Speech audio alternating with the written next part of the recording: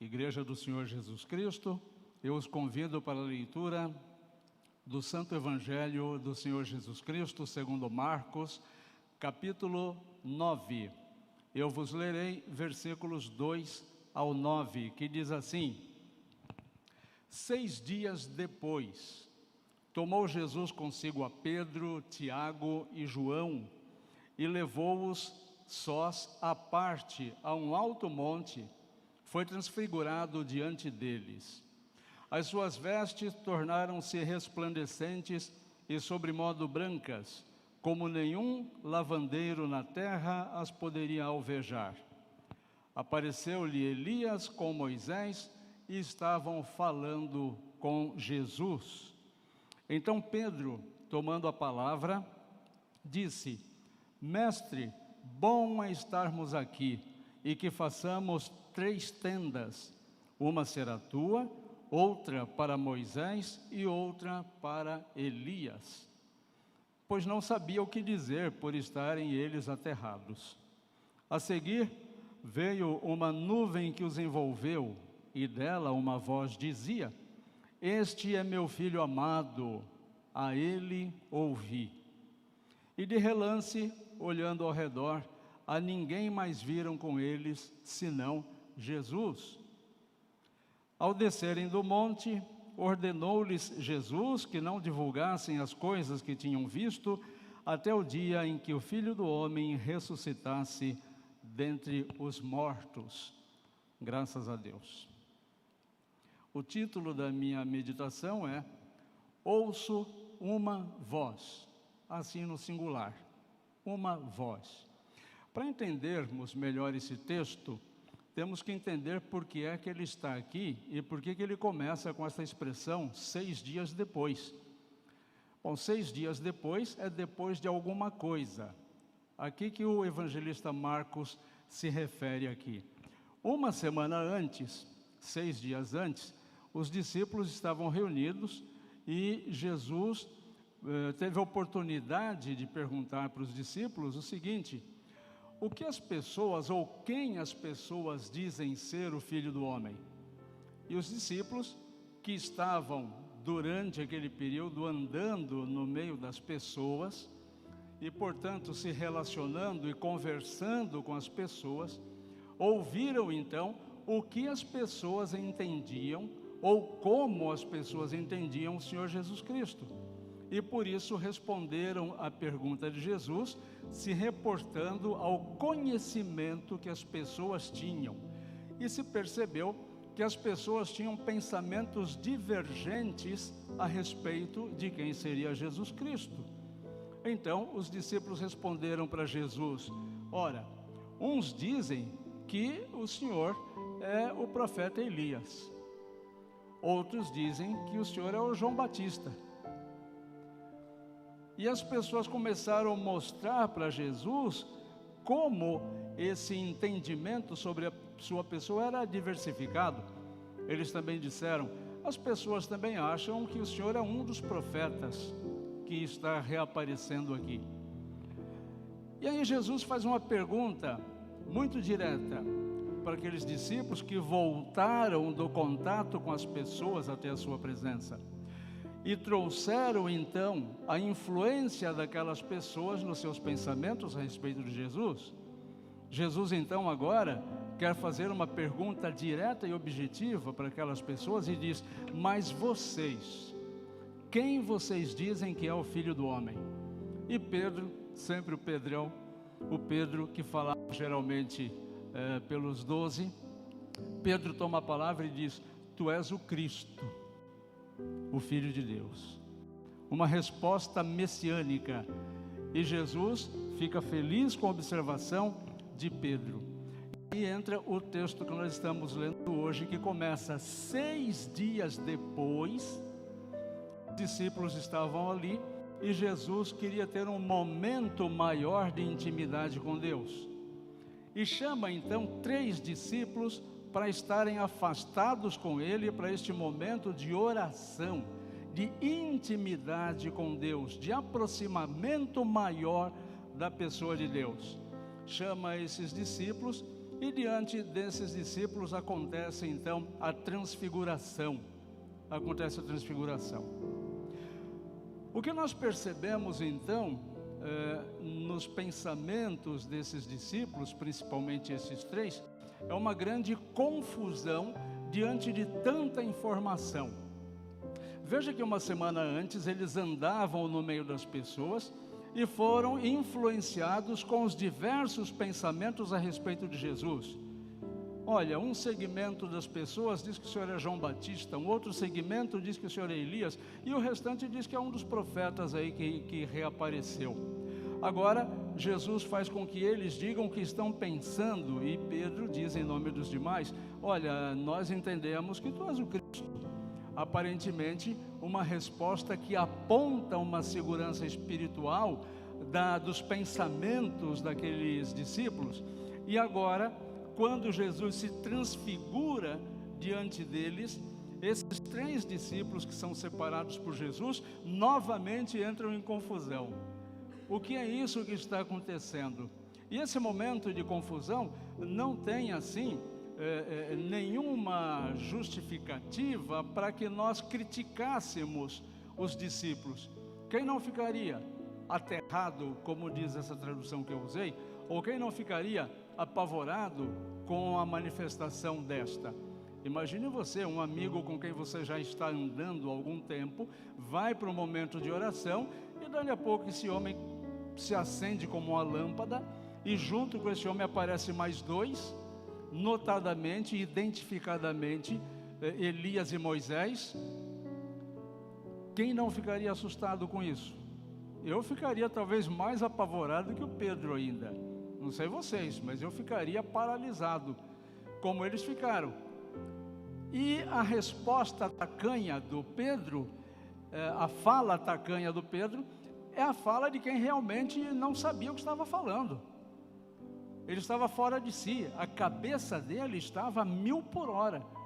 A cabeça dele estava perturbada com tantas informações. Percebam lá, a influência das pessoas, a percepção pessoal dele que andava diariamente com Jesus e agora essa manifestação extraordinária. Ora, o contexto dessa perturbação na vida dos apóstolos é emoldurada por um lugar afastado. Portanto, eles foram tirados do lugar comum, a transfiguração que acontece diante deles, a fumaça que surge naquele ambiente, naquele momento, logo depois a aparição de Moisés e Elias, e como se não bastasse, uma voz que vem do nada e conversa, diz alguma coisa para eles. O impacto da transfiguração na vida desses discípulos foi tão grande, foi tão impactante, que João e Pedro vão escrever sobre isto no livro deles, tanto no Evangelho de João, quanto nas epístolas petrinas, esta informação é repetida.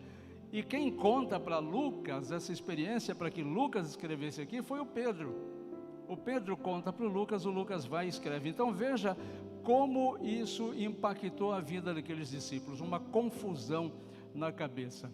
Nós, não poucas vezes, ficamos muito confusos também com o nosso crescimento espiritual.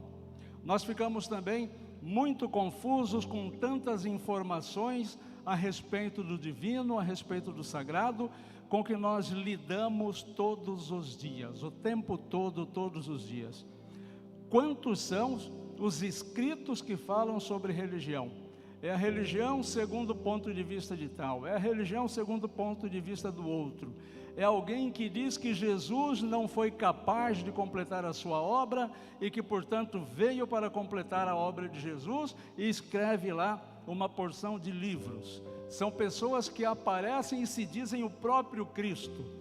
São pessoas que vivem em função do eu acho. Eu acho aquilo, e outras vivem ainda na base do na minha opinião. Não, na minha opinião, foi até este momento quando Jesus pergunta: mas vós, quem dizeis que eu sou? Aí entro na minha opinião. Pedro diz: na minha opinião, tu és o Cristo. Mas veja, todas estas informações são absolutamente humanas. absolutamente humanas. É como se o relógio quisesse explicar para o outro relógio a existência do relojoeiro. Quem vai saber falar sobre o relógio é o relojoeiro, não o relógio para relógio. Quem vai saber falar de Deus é o próprio Deus, não de ser humano para ser humano. Nós não conseguimos entender a nossa própria existência. Nós não conseguimos explicar as nossas coisas. Às vezes nós entramos numa espécie de sentimento e as pessoas nos perguntam, mas o que é que você tem? A gente responde, não sei. E de fato nós não sabemos. Nós não nos conhecemos como deveríamos nos conhecer e não poucas vezes nos atrevemos a querer conhecer o outro. Falamos tudo sobre o outro, interpretamos o outro, temos uma opinião completa sobre o outro, quando não conseguimos entender nem a nós mesmos. Essa confusão que é comum para a mente humana está prestes a desaparecer nesta experiência que eu vos li agora há pouco. A confusão estava prestes a ser retirada da cabeça dos discípulos. O que nós vemos no momento da transfiguração? Elias representando os profetas do Antigo Testamento, Moisés representando toda a lei do Antigo Testamento. Percebamos que neste momento a representação das leis e a representação dos profetas conversam com Jesus, se submete à figura de Jesus. Tudo o que se sabia na época bíblica até a chegada de Jesus, tudo o que se reconhecia sobre o caminho para a salvação, se resumia nas leis e nos profetas. Essa passagem da transfiguração vem demonstrar exatamente que todo o conhecimento que a humanidade possuía sobre salvação, todo o conhecimento que a humanidade possuía sobre espiritualidade, estava convergindo agora para a presença augusta e transfigurada do Senhor Jesus Cristo. Na transfiguração, os apóstolos são chamados e presenciam Moisés e Elias, ou seja, a lei e os profetas se submetendo à pessoa de Jesus. Mas Pedro ainda está confuso, Pedro ainda está olhando aquela situação com a mente humana. Pedro está querendo entender o entendível, Pedro está querendo mensurar o imensurável com a limitação da mente humana. E aí mais uma vez Pedro, com toda a sua sinceridade, comete aquela sinceridade desastrosa e diz: é bom, Senhor, nós estarmos aqui, vamos fazer 3 tendas, uma para o Senhor, ou pelo menos colocou Jesus de primeiro, né? Uma para o Senhor, outra para Elias e outra para Moisés, 3 tendas. Quando Pedro diz isso, ele está nivelando as 3 personagens que aparecem ali naquela transfiguração, colocando Jesus, Elias e Moisés no mesmo patamar, na mesma prateleira. Façamos 3 tendas, uma para cada um. Para desfazer esse mal entendido, aparece uma voz das nuvens que diz o seguinte: este é o meu filho amado, a ele ouvi. E aqui se coloca um ponto final em qualquer discussão sobre espiritualidade. Aqui se coloca um ponto final em qualquer discussão na base do eu acho. Aqui se coloca um ponto final em qualquer tipo de discussão humana sobre espiritualidade e salvação. A voz do próprio Deus, estando a lei e os profetas representados, esta voz diz: ouçam o meu filho.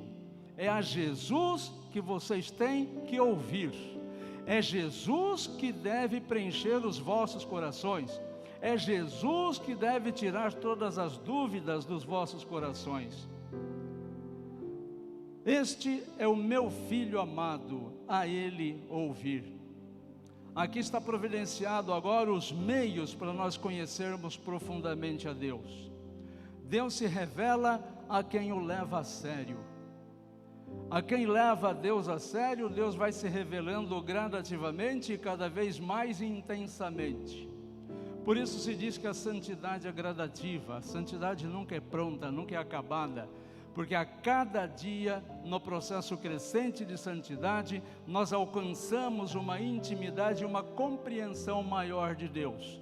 consequentemente, adquirimos uma compreensão maior e mais profunda sobre as coisas da própria vida. Passo a entender e a conhecer melhor a mim mesmo e, consequentemente, ter mais tolerância para com as pessoas e amar mais as outras pessoas, não querer transformar as outras pessoas, mas amar as outras pessoas que, como eu, foram feitas à imagem e semelhança de Deus. No fenômeno da transfiguração e neste fenômeno de crescimento espiritual, é normal que nós nos confundamos à medida que nós nos propomos a crescer. Quanto mais nós estudamos, quanto mais comunhão nós temos com Deus, mais confusa a nossa mente vai ficando.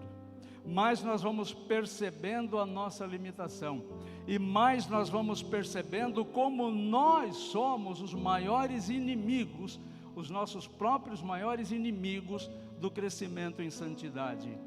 Quem é meu grande inimigo? É a opinião das pessoas sobre Jesus? Absolutamente. Quem é o meu inimigo? São as diversas, infinitas outras religiões? Absolutamente. Quem é o meu grande inimigo? A opinião das outras pessoas? Também absolutamente não. O meu maior inimigo na minha comunhão com Deus sou eu mesmo. Porque nós fazemos o que fazemos porque queremos o que queremos. Nós somos. O primeiro grande inimigo espiritual para ser vencido sou eu. O meu orgulho, a minha intolerância, a minha cerviz dura, a cabeça que não dobra. Este precisa ser vencido. O mesmo eu que condena Jesus deve ser o mesmo eu que reconhece Jesus como Salvador. Termos uma compreensão da nossa fraqueza tão profunda como teve o apóstolo Paulo, que pôde dizer o seguinte em dois momentos muito interessantes. No momento ele disse: o bem que eu quero eu não faço, mas o mal que eu não quero, este acabo fazendo. Essa é uma frase muito interessante do apóstolo Paulo. No outro momento o apóstolo vai dizer: já não sou eu quem vive, mas é Cristo que vive em mim. E depois, numa frase absolutamente sincera, ele diz: sede meus imitadores como eu sou de Cristo. E aqui já o crescimento de uma pessoa que se aprofundou na intimidade com Jesus Cristo. Eu quero muito chegar nesse patamar. Eu sei que você quer também. Eu sei que você quer ser um farol de luz. Eu sei que você quer ser uma pessoa que ajuda as outras a encontrar a salvação. E é para isso que Deus te chamou. E é para você que Jesus disse uma vez: assim brilhe a tua luz diante das pessoas, para que vejam as tuas obras e glorifiquem o teu Pai que está no céu. Ou seja, tudo que nós falamos, tudo que nós fazemos deve convergir para a glória de Deus, não para o nosso próprio crescimento, mas para a glorificação do Senhor Jesus Cristo. Então, se é normal que nós nos confundamos, nesses momentos mais decisivos da nossa vida, nós receberemos orientação segura para a nossa vida, receberemos orientação segura para a nossa comunhão de Deus, orientação esta que deve ser ouvida única e exclusivamente de Jesus. De Jesus. Então aqui, o texto da transfiguração vem nos ensinar que se você quer ter uma vida menos complicada, se você quer ter uma vida que demonstre maior segurança, não que não vá ter problemas, mas uma vida que sabe se posicionar diante dos problemas, porque tem certeza e convicção de quem te leva no meio dos problemas a atravessar o deserto, então a receita é essa: ouça somente Jesus. Ouça somente Jesus. A opinião da pessoa com quem você anda, de fato, neste sentido, não importa. A opinião deste pastor que vos fala, a minha opinião pessoal, decididamente não importa. Como não importa aquele coach famoso, como não importa aquele pastor famoso, como não importa a opinião do teu familiar, como não importa a opinião dos teus parentes, como não importa a opinião dos teus amigos. Você quer ter uma vida feliz, uma vida de liberdade, uma vida abundante e plena, ouça somente a Jesus. Sendo assim, no fenômeno da transfiguração, a voz que vem da nuvem diz que é a Jesus que nós devemos ouvir. Diante das confusões de muitas vozes que nós ouvimos, importa ouvir, acima de todas, a voz de Jesus. E aí eu tenho certeza que você agora coloca no teu pensamento as diversas dificuldades que você tem passado. Você traz à tua memória agora as diversas informações que você tem a respeito de Jesus. Você coloca agora no teu pensamento aí, mas e tudo que eu aprendi na minha vida sobre Jesus? Bom, aquilo que estiver de acordo com o que o próprio Jesus fala dele, você aproveita. E o resto eu recomendo que você descarte.